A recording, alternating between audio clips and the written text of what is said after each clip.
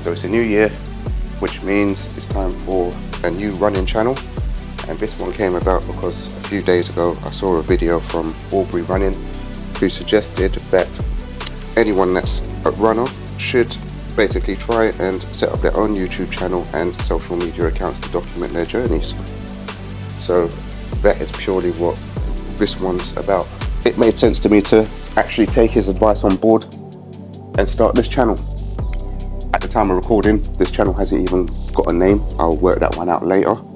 But at the end of the day, it would be nice to see how my running progresses over the next few months, years, however long I actually stick to this. I am by no means a good runner. I haven't been doing this long, but we'll talk about that in a little bit once we get out the door. So at this stage, yeah, we're gonna head out and do my Sunday long run.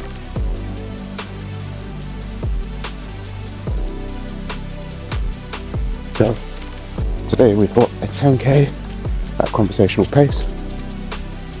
Hopefully you guys can hear me alright, because I'm trying a different setup, or trying a setup that I've never used before. So hopefully it works.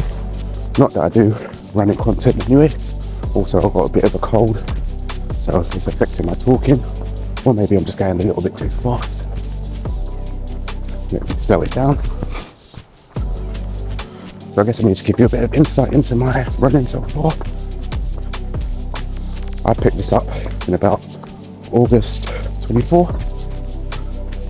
It was pretty much off the back of some life things that happened.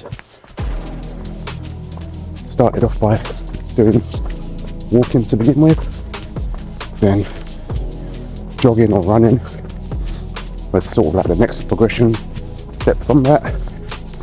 Then I decided to sign up for a charity thing for raising money for Mind Mental Health. That was kind of off the back of some of the stuff that I was going through. I thought it would be a good way to raise awareness and give back. That challenge was to run about 75 miles over the course of September, which was completed. Then I found, after completing that, I fell off a little bit. And I said to myself that I kind of wanted to still do it, because it really did help with my mental health at the time. And that's pretty much how I got into this running. I should say, I'm actually not a fan of running, but I am a fan of the benefits from it. Like going out every other day, or whatever my program sort of says, helps just to clear the mind after a shitty day at work or other crap that might be going on in life. So that's one element of it. Then obviously you've got the health benefits of it. If you saw me at the start of 2020, if you saw me at the start of 24, I look completely different to what I do now. A lot of that was from the walking, and then obviously the running helped with the rest of it, not to mention dietary changes and things like that. But yeah, that's sort of how I got into the running side.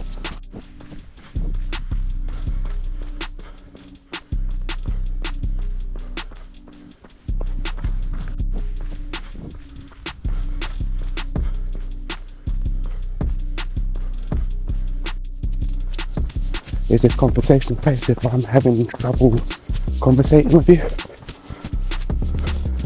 I'm going to blame it on the cold, because I'm not going too fast. Yes, I don't think I am. Anyway, roll on towards December 24. I decided to myself to make sure that I would carry on with the whole running thing throughout this year. I would try and book myself up for a couple of things. So I said, I definitely wanted to get a 10k done and potentially a half marathon. Both of these are events that I've never done before to date. The only thing that you could class as an event is park run. And I've done 3 of them since starting out. It's actually where I completed my mind mental health challenge. I just thought it was a good way to round it off rather than just running somewhere. But I digress.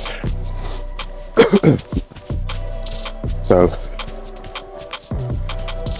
think it was a couple of days before New Year's, I booked up for a local 10k that's taking place in February. I think it's the 16th of February. And that's just a local one close to me. So I'm currently training for that. As I said, I've never completed in a 10k. I can actually run a 10k now. And now I'm currently looking for my second 10k race and a half marathon somewhere, which hopefully I'll get booked up by, well, hopefully, if not the end of this month, the start of next month. For this 10k now, just doing an out and back, running along the Thames Path, local to where I live, somewhere in London.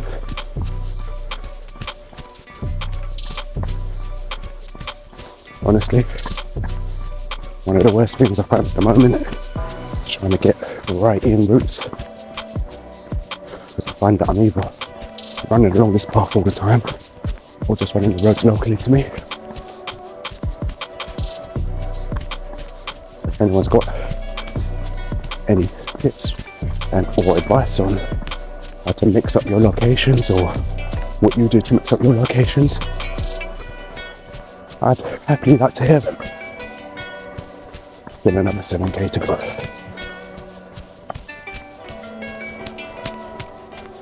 I tend to run, currently I'm running about 4 days a week for this training session, well, for this training block for this 10k, which is a Tuesday, Wednesday. Well, it's 4 days a week, and I shift it around what my work pattern looks like if I need to. But definitely have my long run on a day on the weekend, and everything else during the week. Sort of goes without saying, really. I've been using the Runner app for my training sessions at the moment. Started off using ChatGPT to begin with, because I found that when I first started I was just staying out and running. No plan, no goal, just out. And I found that really boring. I'm the person that needs a bit of structure with what I do. So ChatGPT sort of helped at the start with all of that. Told it what I could currently do, asked it for recommendations, told it how many days of the week I wanted to go. It built out something, and that got me on my way for about 3 months really. Then I decided to convert over to Runner for this actual 10k, since a lot of people were talking about it. And so far so good. There's halfway, turn around and go back. So really, I want to say thanks to Aubrey for this video and giving that sort of extra push to get out and do this, because for me it's definitely something worth doing. I thought about doing it anyway, mainly just like on TikTok, but then doing it on YouTube as well, I feel like it's actually a better place to be able to go back and look at what you did, how you did it, how you changed, and more of a, what's the word, more of a natural community. Places like fucking TikTok and that can be a bit toxic at times. I think YouTube just has more genuine people out there that are interested in what you're doing and sharing their own journeys as well. So if anybody did see that video and hasn't done it, I think it's worth doing.